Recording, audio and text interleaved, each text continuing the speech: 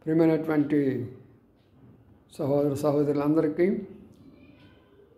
తిరిగి భారతీయులందరికీ కూడా యేసుక్రీస్తు నామమున పేరిట శుభాలు తెలియజేస్తూ ఈ ఉదయకాల సమయంలో ఈ క్లుప్త వర్తమానం మీకు అందిస్తుంటున్నాం.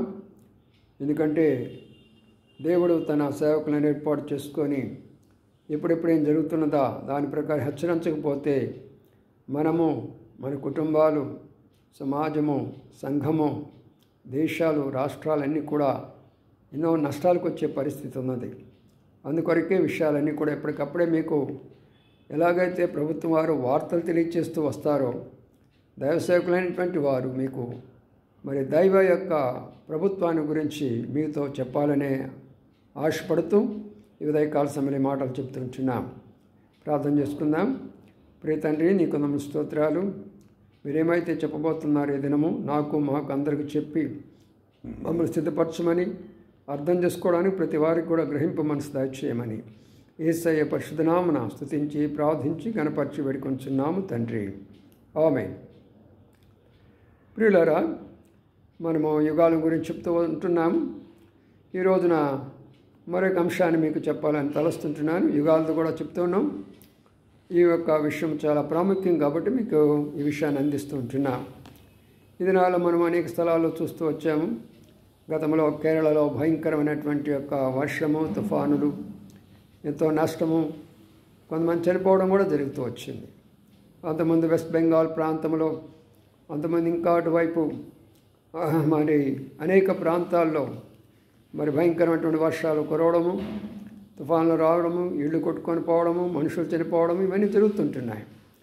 ఇటీవల మనకు కూడా తెలంగాణలో అతి భయంకరమైనటువంటి యొక్క వర్షము, తుఫాన్లు వచ్చేసి ఎన్నోసార్లు ఎన్నో రకాలుగా హైదరాబాద్ చుట్టుపక్కల ప్రాంతాలు ఎన్నో ఇబ్బందులు కలుగు చేస్తుంది. మళ్ళా నిన్న మొన్న 2 రోజుల క్రిందట ఆంధ్రప్రదేశ్లో కూడా విజయవాడ అయితేమే, గుంటూరు అయితేమే, ఆ ప్రాంతాలన్నీ కూడా ఎంతో భయంకరమైనటువంటి ఒక పరిస్థితి ఏర్పడిపోయింది. అనగా రోడ్ల మీదే దాదాపుగా 5-6 అడుగుల నీళ్లు రావడం అనేటటువంటిది చాలా ఆశ్చర్యకరమైనటువంటి విషయం. సామాన్యమైన ప్రజలు జీవించడం కష్టము, సామాన్య ప్రజలు నివసించడం కూడా కష్టమే. కానీ ఇప్పుడు విషయం ఏంటంటే, ఇలాగా దేవుడు ఎందుకు అనుమతిస్తున్నాడు, ఎందుకు దేవుడు ఇలాంటి యొక్క కార్యాలను జరిగిస్తుంటున్నాడంటే దానికి 2 కారణాలు ఉన్నాయి. ఆదికాండము 6వ అధ్యాయంలో మరి మనం గమనించినట్లయితే అక్కడ 2 మాటలు మనకు కనబడుతూ వస్తాయి. ఆయన ఏం చెప్తూ ఉంటాడంటే 12వ వచనము 17వ వచనంలో కూడా ఆయన ఏం చెప్తున్నాడంటే, మరి నేను భూమి మీదకి జలరాశులను రప్పించి సమస్తమైనటువంటి భూజంతువులను, పక్షులను, మరి జీవవాయువు కలిగినటువంటి ప్రతిదీ కూడా నేను భూమి మీద నుంచి పట్టబోతున్నానని చెప్పాడు.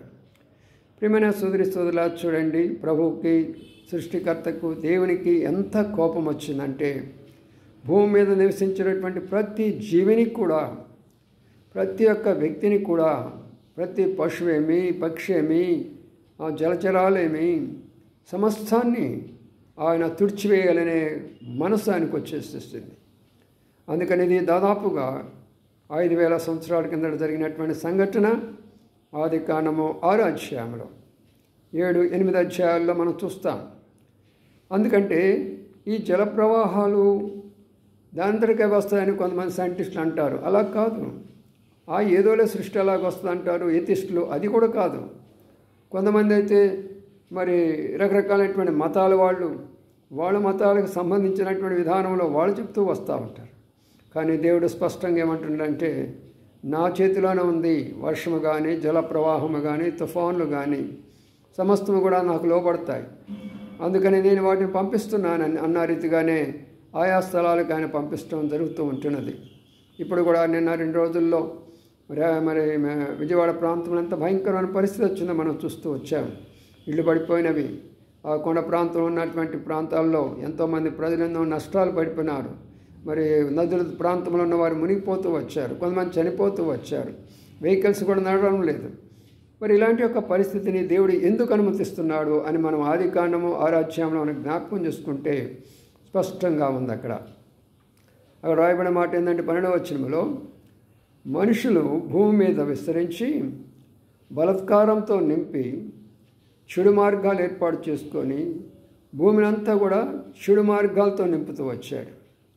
ఆదికాండము 6వ అధ్యాయము 1 నుంచి మనగా చదువుకుంటూ వస్తే, నరుల కుమార్తెలు చక్కని వారని చూసి దేవుని కుమారులను వివాహం చేసుకొని మరి బలాత్కారులుగా చేశారు, బలాత్కారంగా నింపుతూ వచ్చారు. ఆ తర్వాత మనం గమనించినట్లయితే మరి అక్కడ అక్రమము విస్తరించిపోతూ వచ్చింది.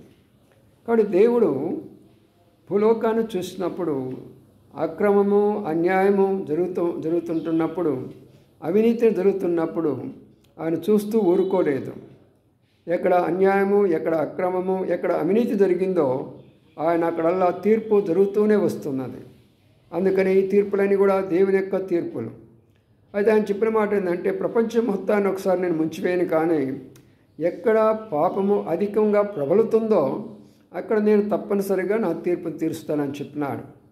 ఇక్కడ మనం గమనించేది 6వ అధ్యాయం 1 నుంచి 5 వచనాల్లో, మరి వారి మధ్యలో నరుల కుమార్తెలను దేవుని కుమారులను అనగా పడిపోయినటువంటి దేవదూతలు వివాహాలు చేసుకొని భయంకరమైనటువంటి యొక్క అనగా మరి శరీర సంబంధమైనటువంటి కార్యాలు, పాప సంబంధమైనటువంటి కార్యాలు, సెక్స్ సంబంధమైనటువంటి కార్యాలు, వ్యామోహ సంబంధమైనటువంటి కార్యాలు, వ్యభిచార సంబంధమైనటువంటి కార్యాలు ఆ దినాల్లో చేస్తూ వచ్చారు. దేవునికి చాలా కోపం పుట్టించారు. నేటి దినాల్లో అదే జరగటం లేదా? ఎక్కడ చూసినా కూడా స్త్రీలను, యవన స్త్రీలైనా మరి పురుషులైనా, ఇటు యవన మరి బాలురైనా, యవన స్త్రీలైనా, యవన బాలికలైనా ఎక్కడ చూసినా కూడా రకరకాల విధానాల్లో, హాస్పిటల్లో కొంతమంది అంటారు, కాలేజీల్లో కొంతమంది అంటారు, ఆఫీసుల్లో కొంతమంది అంటారు, పొలాల్లో కొంతమంది అంటారు, రకరకాల స్థలాల్లో రకరకాల విధాలుగా నేడు స్త్రీలు ఎన్ని రీతులుగా వారు చెడిపోతున్నారు, వారిని చెడగొడుతూ ఉంటున్నారు. అందుకని ఇప్పుడు ఎక్కడ చూసినా కూడా మరి స్త్రీ పురుషుల మధ్యలో పాపం అధికమైపోయింది, అక్రమం అధికమైపోయింది. ఎవరి ఇష్టానుసారంగా వాళ్ళు జీవించాలనుకుంటున్నారు. తల్లిదండ్రుల మాట వినేది లేదు, గురువుల మాట వినేది లేదు, పెద్దల మాట వినేది లేదు, ఎవరి మాట వినేది లేదు. మా ఇష్టం మేము నెరవేర్చుకుంటాం, ఏ వ్యక్తినే మేము చేసుకుంటాం, మా ఇష్టము ఎలాగని మేము ప్రవర్తిస్తాం. ఒకరిని చేసుకుంటామో, నలుగురిని చేసుకుంటామో, చేసుకొని విడిచిపెడతామో అది మీరు మమ్మల్ని అడగకూడదు. మా ఇష్టము, మా ఇష్టానుసారంగా మేము ప్రవర్తిస్తామని ఈ రోజుల్లో యవనస్తులైనటువంటి వారు మరి అటువైపున యవన స్త్రీలు, ఇటువైపున యవన పురుషులు చేసినటువంటి పాప కార్యాలను బట్టి దేవుడు ఈ రీతైనటువంటి తీర్పులు తీసుకుని వస్తున్నారు. కాబట్టి జాగ్రత్తగా గమనించండి. మరి ఒకసారి ఎందుకు ఈ తీర్పులు వచ్చినది? సరే, వారిని సరిచేయాలా?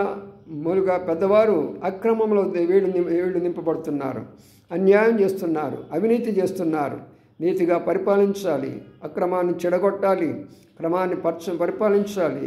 మరి ఆ రీతిగా మరి అన్యాయాన్ని తీసేయాలి, న్యాయాన్ని చూడాలా.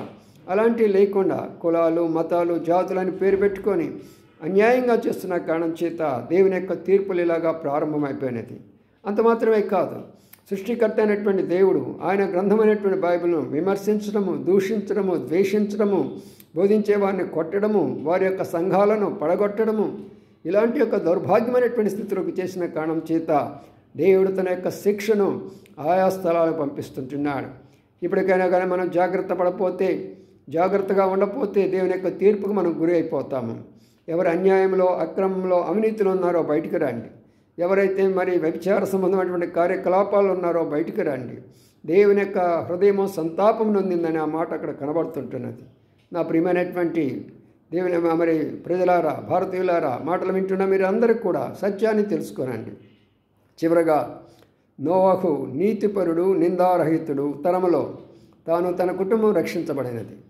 ఒకవేళ ఈ రీతిగానే లోకమంతా ఉందని మన వాడితో పోకుండా ఎవరైతే నీతిగా, నిజాయితీగా, యథార్థముగా, భక్తిగా, పరిశుద్ధముగా ఎవరైతే జీవిస్తారో వారి కుటుంబాలు ఎంత భయంకరమైనటువంటి పరిస్థితులు వచ్చినా, ఎంత తుఫాన్లు వచ్చినా, ఎంత వరదలు వచ్చినా, ఎన్ని రకాలైనటువంటి వచ్చినా కూడా ప్రభు నిన్ను కాపాడుతాడు.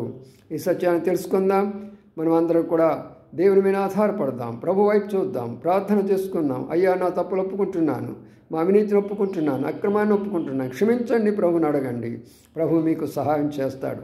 ఇదే తీర్పులు ఎక్కువైపోయినాయా, ప్రపంచం అంతా వచ్చిందంటే ఏమీ లేదు, ఇక అందరం మునిగిపోవాల్సిందే. అటు పరిస్థితులు రాకమనిపే మనమే ప్రభుకి సమర్పించుకుందుముగాక. ప్రభు మీ కట్టి భారం ఇచ్చి సిద్ధపరచునుగాక. ఆమేన్.